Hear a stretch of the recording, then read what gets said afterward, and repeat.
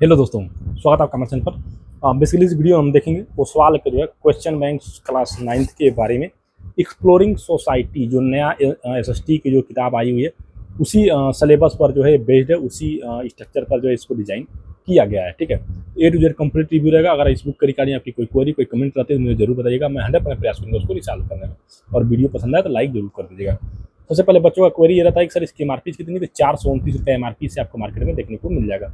बात करें डिस्काउंट की तो 15 से 20% इजीली डिस्काउंट आपको मिल जाएगा। अवेलेबिलिटी आपको लोकल मार्केट और ऑनलाइन दोनों जगह अवेलेबल हो जाएगा, क्योंकि नए सिलेबस पर नई किताब आई हुई है तो इस वजह से बहुत ज़्यादा डिमांड है मार्केट में, तो आप लोग इसको देख सकते हैं। ठीक है, और हर जगह अवेलेबल भी है। लगभग 224 के आसपास जो इसमें पेजेज इंक्लूड किए गए हैं। ठीक है, अब बात करते हैं कि क्या क्या चीज़ें आपको इसमें देखने को मिलने वाली है, तो चलिए देख लेते हैं। ये आप देखेंगे, ये आपका वो सवाल का है CBSE question bank chapter wise topic wise है। क्लास 9 सोशल साइंस पार्ट 1 है, understanding society India and beyond. New NCERT text book पर आधारित है। वो सवाल .ai से इनआंसर है जो 27 एग्जामिनेशन के लिए जो इसको डिजाइन किया गया है। ठीक है, अब बात करते हैं कंटेंट की। ये आपको जो यहाँ पे रिलेटेड सिलेबस आपको देखने को मिल जाएगा, जो भी करिकुलम वगैरह है जो 26-27 के लिए। उसका पहला जो है आपका understanding society understanding social science shaping of the earth surface atmosphere and climate. फिर आपका self assessment paper 1 early human and being of civilisation state and society up to 1000 C. Self assessment paper 2 democracy election. Self assessment paper 3 building blocks in economics और the price puzzles what drive the market. Self assessment paper 4 आपको self assessment paper इसमें मिलेंगे और 2 practice paper देखने को मिल जाएंगे कि 6 अलग से आपको सैंपल पेपर लेने की भी जरूरत नहीं है। ठीक है, अब बात करते हैं पहले चैप्टर्स की कि अंडरस्टैंडिंग सोशल साइंस किस तरीके से जो दिया गया, चलिए देख लेते हैं। एनसीईआरटी में जितने सारे चैप्टर्स हैं उतने सारे चैप्टर्स आपको इसमें देखने को मिलेंगे, आप इसके रिगार्डिंग निश्चिंत रहेंगे। पहला जो है आपका अंडरस्टैंडिंग सोशल साइंस, यहाँ पे क्यूआर वगैरह मिल जाएगा, आप स्कैन करें तो डाटा देखने को मिल जाएगा। कितना टाइम आपको देना है तो 2.5 घंटे का जो है टाइम इसके लिए रखना है, और 47 क्वेश्चन आपको इसमें देखने को मिल जाएंगे। लर्निंग आउटकम क्या क्या यहाँ बता दिया, टॉपिक क्या है, 2 टॉपिक्स में पूरे चैप्टर को डिवाइड किया गया है। पेज नंबर 1 और पेज नंबर 6 से दूसरा टॉपिक शुरू है। अब बात करते हैं नोट्स की, जो थ्योरी वाला पोर्सन, तो रिवीजन नोट्स में आपको मिलेगा थ्योरी, ये पहला टॉपिक है। Meaning scope and regulations of social science देखेंगे, तो what is the social science के बारे में ए टू जेड कंप्लीट जो है यहाँ पे गाइड दिया गया।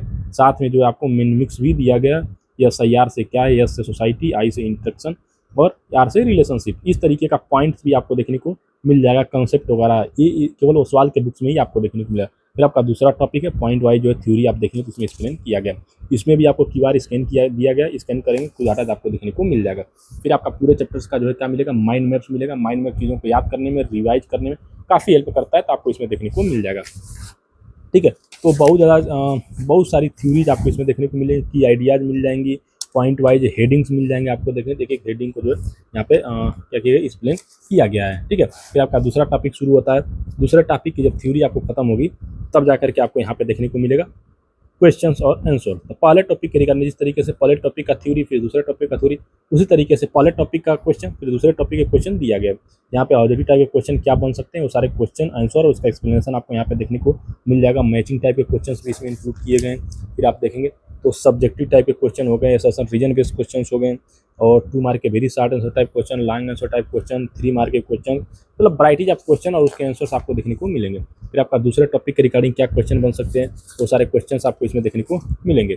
फिर आपका कॉम्पिटेंसी बेस्ड क्वेश्चन भी लास्ट में, जब दोनों टॉपिक खत्म हो जाते हैं तो आपको कॉम्पिटेंसी बेस्ड क्वेश्चन भी दिया गया, जिसमें केस बेस्ड क्वेश्चन भी हैं। यहाँ पर देखेंगे तो नॉलेज और अंडरस्टैंडिंग बेस्ड हो गया, एप्लीकेशन या अप्लाइंग टाइप के क्वेश्चन हो गए, analyse evaluate and create type के हो गए।